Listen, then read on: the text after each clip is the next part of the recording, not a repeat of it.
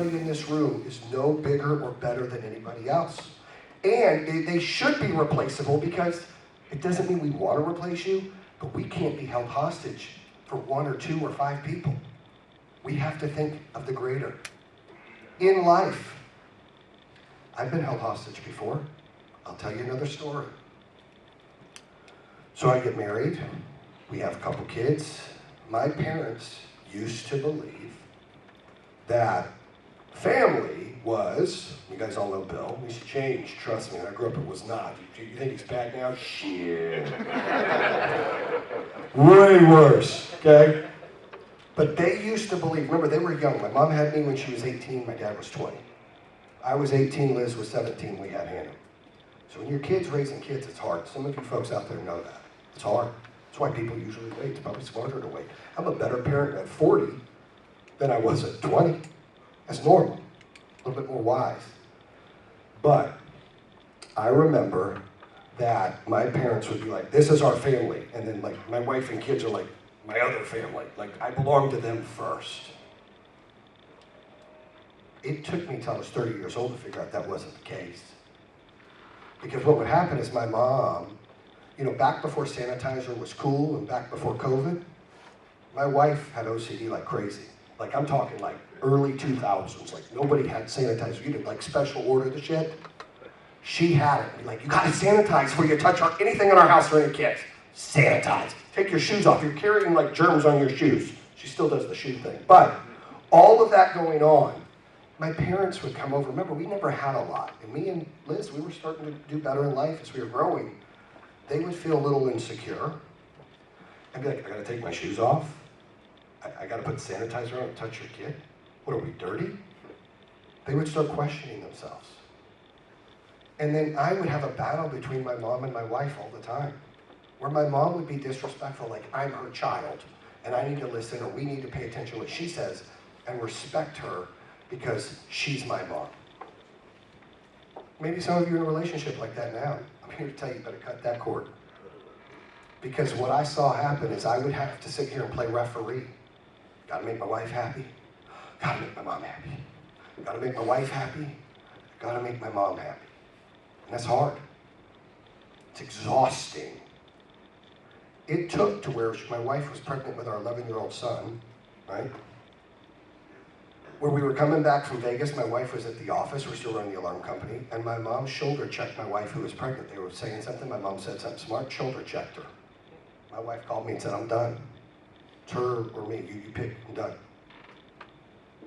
Well, of course I picked my wife. I mean, shit, what am I gonna do? It's what you're supposed to do, by the way, okay? And my dad got heated. He called me running his mouth, all that. And was being very disrespectful. And I cut him off. We didn't talk to him for almost a year. They didn't even get to see my son be born. And my parents were so pissed. And they had this mindset. And, you know, in 2010, I'm going to tell a story. I remarried my wife. You know, we didn't have a real wedding. We had like a, hey, you want to get married? Sure, all right, pick me up. And we went down to the Justice of Peace and got married for $50. It's a true story. So our 10-year anniversary, I proposed to her again. And I gave her the wedding she always wanted, but she never asked for. Okay? And I wanted my girls to see that. I wanted my son to see that. But the night before, we went down to the church. I never grew up in church. I didn't even really know what God was as a kid. But we would go to church on Easter and Christmas. And during this time, we cut my parents off. Like, we're done. We would go to church though. My wife's like, we need to go to church, you need God in your life. And we bounced to every church. She grew up Catholic. I grew up nothing. We tried every church. We had the Mormon church over, we went to the Catholic church. You name it. Baptist church, we went to all of them. I personally thought the Mormon one was pretty cool, but whatever. And then, it's a joke, guys, it's a joke. But we fell in love with this Baptist church in North Carolina called Grace Covenant, right? And so we started going, and here's something. I don't get jealous of people. I get envious in a good way. And I don't know the word for that. But I look at something and I go, wow, that's awesome. And I saw these fathers, these husbands. They had something I didn't. They were praying over their family. And they were at peace. And here I am, not seeing my parents. My wife just had our son. I'm struggling. I'm hurting. I'm lost. Running a company. I'm lost. And so I told her, I was like, I think this is the one we need to do this. So the day before we renewed our vows, we all got baptized as a family, all of us, me and the kids, and became born-again Christians. Now, you never hear me push, religion anymore, but I'm telling you, that's me. That's what we did, right? That's where my heart stands. Well, that tried to set me up for the next few months to we were going to marriage counseling, it was Christian marriage counseling, of how to build a relationship back with my parents because they were out of our life. But they needed to understand that mine and my wife's and kids' circle is our circle, and that's family number one. And family number two, the extended circle, is my parents and or siblings. And I needed them to learn that lesson. As I was learning that lesson, that I couldn't be held hostage. My mom would be like, you're not gonna let me see my grandkids? We're related. Let me tell you something. I've got bad family members and I've got great family members. And because somebody's blood related to you doesn't entitle them to shit. There are friends and people in your life you're not blood related to that are closer to you in life, that are better for your soul, and that are better for you to do better things in this world. They're not entitled to shit. Just because you're DNA related doesn't mean anything. Relationships are about give and take, and it's about respect. And you shouldn't be held hostage for guilt. You shouldn't be held hostage because someone holds things over your head. You shouldn't be held hostage because we need this number, we're going to shut down. We are building a machine on purpose so you're never in that position. Because that's the worst position to be in business. And as we evolved, my parents finally got it. They wanted to come around and see kids. I said, you're going to have to respect my wife like you respect me. Well, you can't come around. Now, I'm glad to say right now, my parents are way better grandparents than they were parents. But I wouldn't change a thing. I have zero regrets. They taught me hard work. They taught me loyalty. They taught me a lot of great things. And I have a great relationship with them. I don't hold a grudge.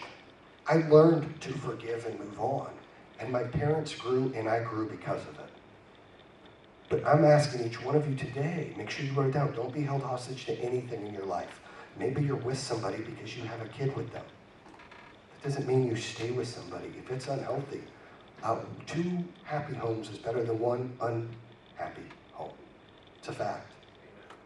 I mean, maybe you're being held hostage because, like I said, the people that work for you, or a relationship with a sibling. We're all human. We all go through dark moments. Trust me, my life isn't like, oh, look at Waller. He's like, no. It doesn't work that way. I'm just as normal and real as you guys. All right. Now, why aren't we held hostage, Armando? Because we work for power. Hey! All right. This is one of my favorites right here. Scared money don't make money. That's a fact. Listen, there are so many times in my life where I've had to bet it all. I've done that a few times in poker and I've lost. That's a fact. Played the World Series poker 4 times, I got shit to show for it. I'm like, I'm all in. Shit! All right, let's go home. We just got here. I know, we gotta go. So, it's happened a lot, all right? But, when you believe in something, you're all in on something. Maybe it's here at this job. Maybe it's in a marriage. Maybe it's in a relationship. Whatever it is, maybe it's an investment. When you are passionate, you believe in something, don't ever go against that. You double down on it. You bet on yourself. Because when you bet on yourself, and you believe in yourself, good things happen, and other people will follow. They'll start believing in you. That's a fact. I told you, nobody thought we could open up the home security business. I'm going to bring it up to the solar business. So, most of you guys know the story because you've been here, a year or 2, 9 months. But, in 15 we opened up. I put all the money I made in the security business over time into Power Home Solar. And Kevin and I didn't get a check for 22 months. And Kevin wasn't helping me build at the beginning. He was still trying to run our call center business, selling alarms on the phone, which then dried out and needed money from the solar company early on. It was like, you couldn't win for losing. I had this vision, I had this dream. I could see the light, but I couldn't get there. I would sell these deals, but I needed all this cash capital to get the permit, to get the design, to order the equipment. I didn't have credit lines with distributors. I had to do all this. Where's this money gonna come from? Everything I made in the alarm business here, almost $2 million. And then it got to the point to the end of 2015, which we had a Disney trip planned, which I probably shouldn't have went on, but we already paid for it. And I was there like, man, I could use this money to put back into business. The kids are having fun, like it's bullshit. Put it back into business. And I looked at my wife, and I was very upset. I said, and Kevin was telling me, dude, we gotta close down, dude. We're losing our ass. And look, Kevin didn't have the money to put in that I put in, but he was still my partner. You know, when we opened up Power Home Solar, when we left Power Home Technologies, you know, Ben, Eric, and myself were equal partners, and Kevin was a 5% partner there. But when we opened up Power Home Solar, Kevin and I told him, I said, we'll go 50-50, but I got one request. I call the shots. We're equal, but I'm gonna call the shots. I need you to be my Robin, I gotta be Batman. I can't be going, I need you on my team every time. So he makes me better. He makes me better because of that, and I make him better because of that. And that's what we did. But he was running the call center business, wasn't really involved, didn't have the money. I stuck everything in there. I told my wife, I said, she's like, what do you want to do? I said, he wants us to shut down. I mean, we have like 34 employees. We're barely making payroll. I'm sticking everything I've got in there. I'm not getting a paycheck. I've lost almost everything from the alarm business. Like I have nothing left. I have money in my home. That's it. Everything I worked for my whole life, it's like, what do I do? I've never really lost because I've never really quit.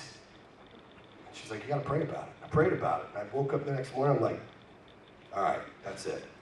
I'm gonna ride this thing to the wheel. They're gonna have to, this is before Wolf of Wall Street came out. So they're gonna have to throw me the fuck out of this building. I'm going in there, and if they're not all in on Power Home, I'm kicking them in the ass and they're out, and I'm hiring brand new fucking people that are gonna believe in the dream, and I'm gonna start doing everything again myself and regrind it and hire people based on culture and attitude and desire and want and everything. I'm not gonna hire because I'm a great salesman. No, bullshit. If you don't believe in what I believe and we can't get together, I'm done. So I went in there and fired 80%, not 20%, 80% of the staff, and started doing stuff on my own and started building it up. I sold my house, told my wife, we gotta sell the house. We're in Lake Norman over there, that Trump neighborhood, $2 million house on the lake. Her and the kids, stink eye.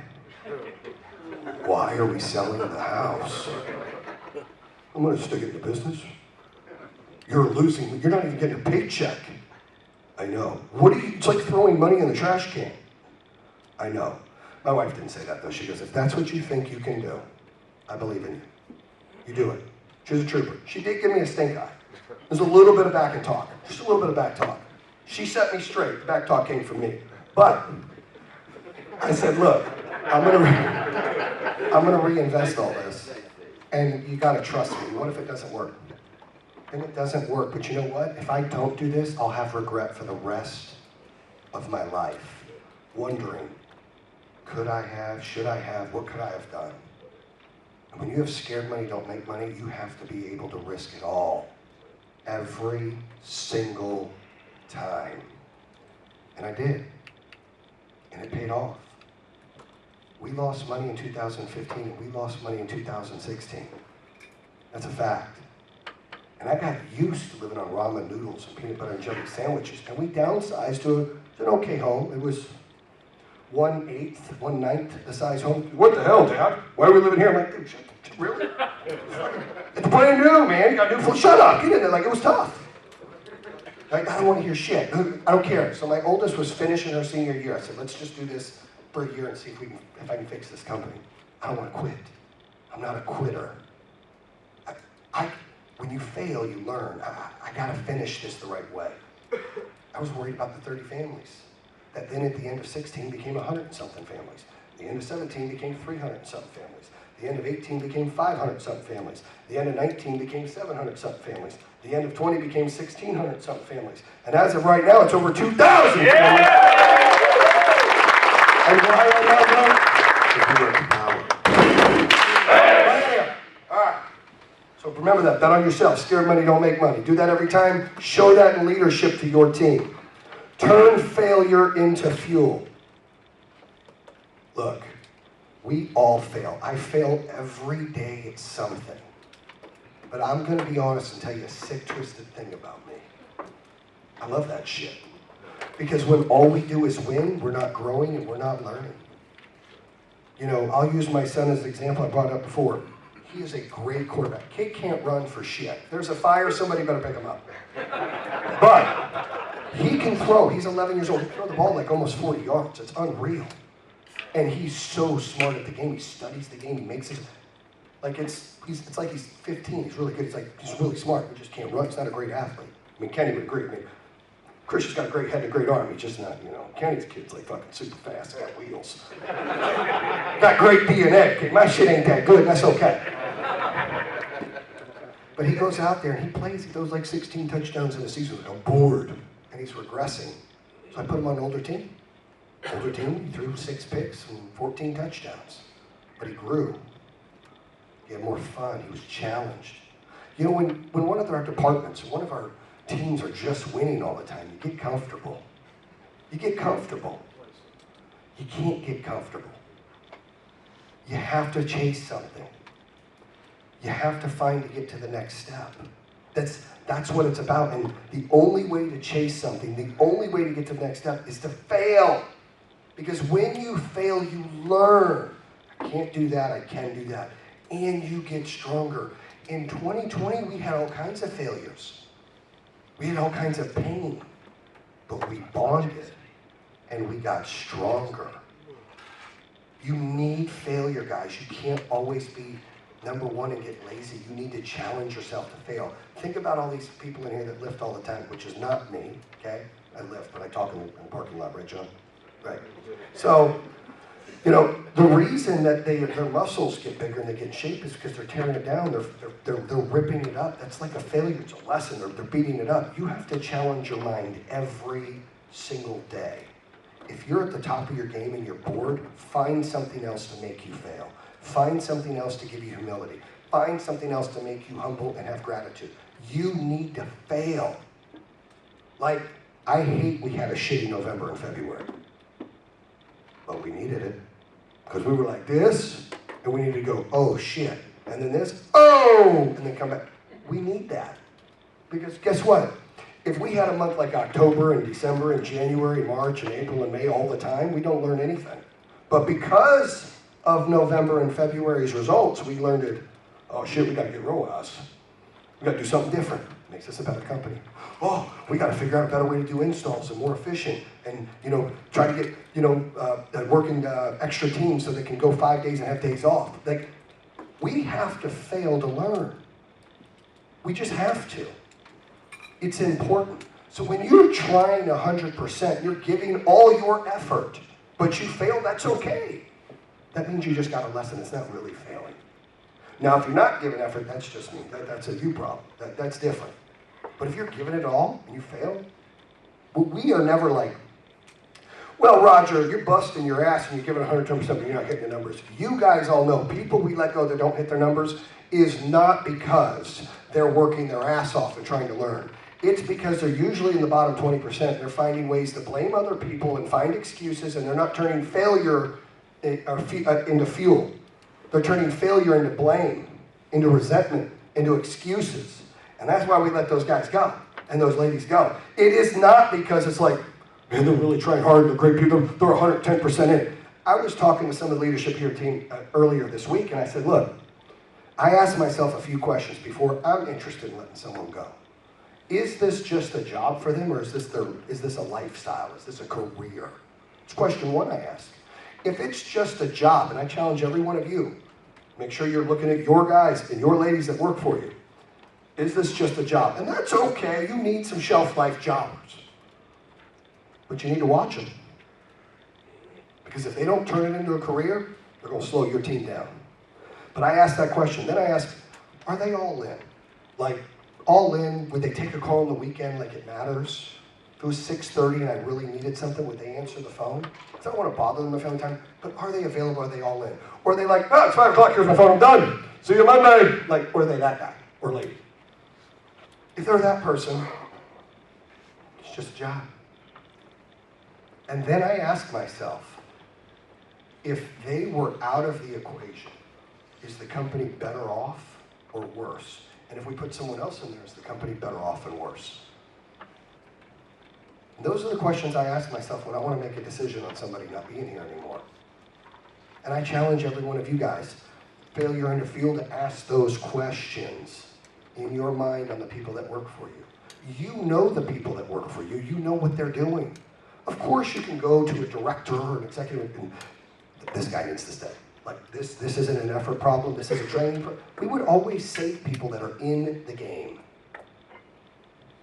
But unfortunately, the world we live in, some of them aren't. And everyone in this room is. And why is that, Armando?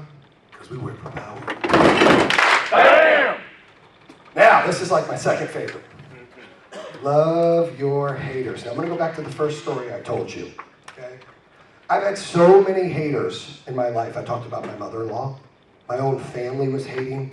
I've had friends hate. People in high school used to make fun of me because I had fake Tommy Hilfigers from the flea market. I used to get in fights all the time. I went to 5 high schools and never finished. 5. I got a lot of fights. Never started a fight. Ben was lucky I didn't come see it. Just saying. Double down. Scared money don't make money. Okay. But, you know, I never looked for a problem. I wasn't a troublemaker, but my dad always told me, for those that know Bill, you better never start a fight, but Danny, you better finish or I'm going to whip your ass when you get home. So I would get fights at school because somebody would mess with me or talk shit about my shirt and shove me, and I was nervous if I didn't win, I was going to get a beat when I got home. That's a true story. I won most of the fights, so I never really got beat that much for that reason. I got beat for other reasons. But I'm not the biggest and baddest person. I know when to hold them. I know when to say, that ain't for me. You got to know. I got a big son bitch in here back there. I ain't even messing with him. I'm just letting you know. I'm going to hit the door. I got to get some homies for you, dog. Maybe Michael Caine, too. I might need some homies to help me with him, too. And Derek, he's big. There's a couple people in here I might have to ask for some help. But some, I'm all right. That's how I feel. Thank you. So, but I've had people hate me from high school. I've had in-laws hate me, like my mother, hate me. He lives in a trailer. Why would you want to date him? They can move their house with their feet. Like, for real, legit. I was like, can we? We never tried, but we probably could. But, and there's nothing wrong with trailers. Fuck that, I lived in a trailer. I love it, dude. Trailer park trash. I'm proud to say that. It doesn't bother me none. But that's the reality. All that hate, I had to like, all that haters talking stuff, it motivates me. That's another sick thing about me. I love when people tell me I can't. I love when people say, oh, you won't. Or they hate. I'm like, you just fucking buckle up, get some popcorn, get a Pepsi. I'm going to put you on a fucking show for you. That's my goal. My show is on. You better be ready.